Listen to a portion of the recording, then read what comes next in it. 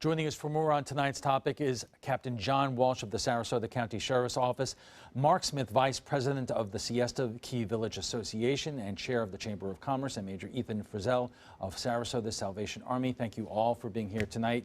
Captain, let me start with you. Have you seen over the time the number of homeless people increase on Siesta Key?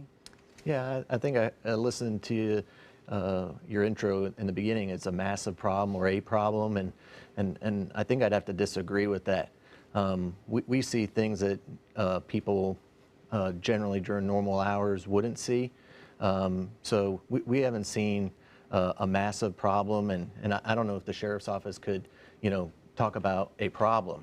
But people do call us, and we address issues related to people who don't have homes.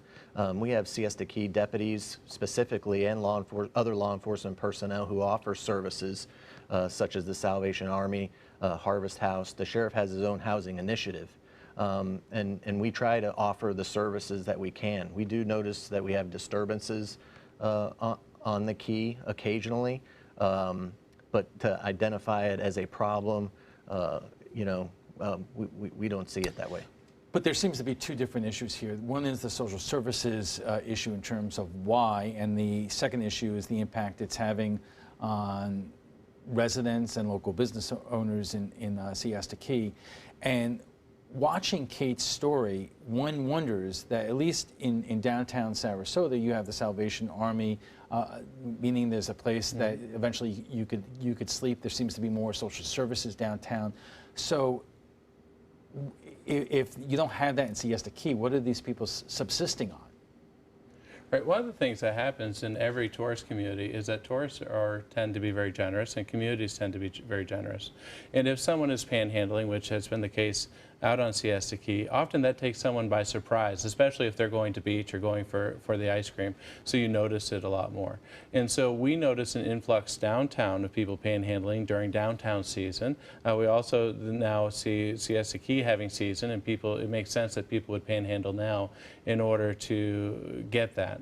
And so part of the opportunity is to give responsible compassion, and when someone has a need is to allow them to connect to one of the very many organizations within Sarasota that helps people back on their feet and into employment, especially with our job employment right now, as people can be hired. So how do we give responsible compassion? Mark, I would imagine that for people who live down there specifically because of the beauty of the area, and the people who visit and the people who own businesses down there, are you distressed by this? Are you angry about the increase in if there is any kind of increase in homelessness down there? Well, I think it's more of a concern. It's not massive by any stretch, but there is a concern in the behavior, quite frankly, between the panhandling and the somewhat aggressive behavior that we have with these folks, and even their passive behavior, sleeping on the benches. Basically, I'd say in the past, the homeless folks would work their way through the village in the pre-dawn hours, checking out the dumpsters and that type of thing, and then melt into the fabric of Siesta Key. It seems like in the last few months, they're in and around, especially the gazebo, basically all day, all morning, all evening, and sleeping, maybe a couple of them in the gazebo at the time, which makes it very uncomfortable for the families that are buying ice cream or donuts that are right next door. And so we need to find a way to help these folks, and at the same time, in doing so, I should say, we're helping the #1 tourist spot, in Sarasota. Well, it raises a couple of questions. Why in the last few months? Anybody have a feeling about what is different now than there was a little while ago? Well, I don't know if there's evidence that there is more than there was a few months ago.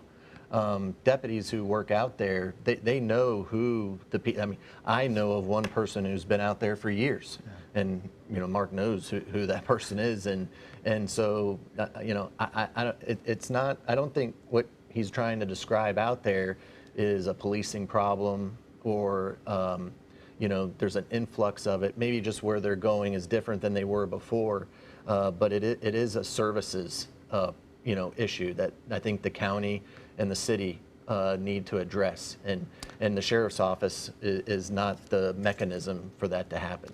The fact is, our area has been struggling with this question for a long time now, and correct me if I'm wrong, but the issue doesn't seem to be getting better, at least in downtown Sarasota. So what is the answer until the county and the city of Sarasota can actually move ahead with other shelters? I would contend that a lot of the service providers actually have increased services a lot, which is tremendous. So there's more short-term housing available, there's more even shelter beds available, thankfully, more opportunities for people to get housing, people to get employed. The issue is that within our community, we always have groups of people that come through. Every spring, every fall, we have groups. And when there's opportunities here, some people stay. So part of it is determining as a community how we're going to respond, whether it be on Siesta Key or Fruitville or downtown Sarasota, is to say, if you're going to be part of our community, then we want to help you, but we have an expectation that you're also going to be a good neighbor with behavior that's beneficial to the community.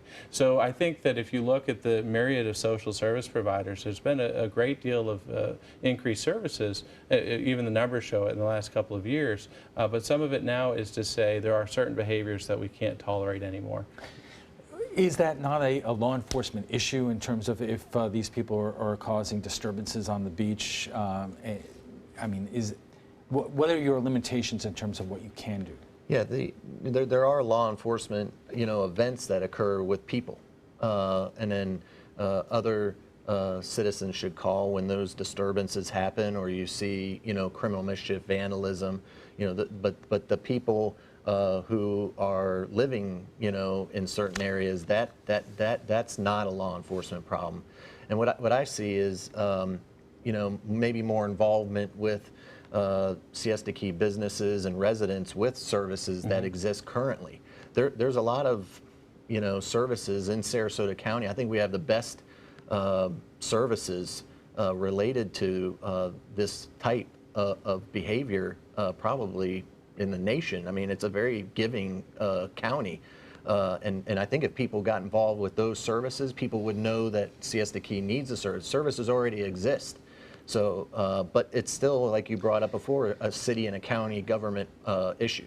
Mark, can you put a price tag on in terms of has this cost local businesses money? I wouldn't say it's gotten to that point, quite honestly. It's an inconvenience right now, and it's disturbing. But I've been happy to talk with these gentlemen waiting to come on air, and inviting the Salvation Army and their outreach folks to come and talk to these individuals that are hanging around and find them some help. We only have a couple of seconds left, but Sure. If there is one thing that you wish either law enforcement or the Salvation Army or the county government would do to at least alleviate some of these concerns, what would that be?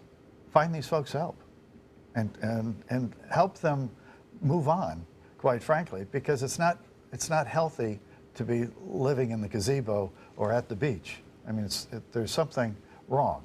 And the sheriff's office has done that, and some people don't want to leave, and we're limited constitutionally. And we'll have to leave it there, gentlemen. Thank you very much for joining us. Thank you. Captain Walsh, Mark, Major Frizzell, thank you all for being here.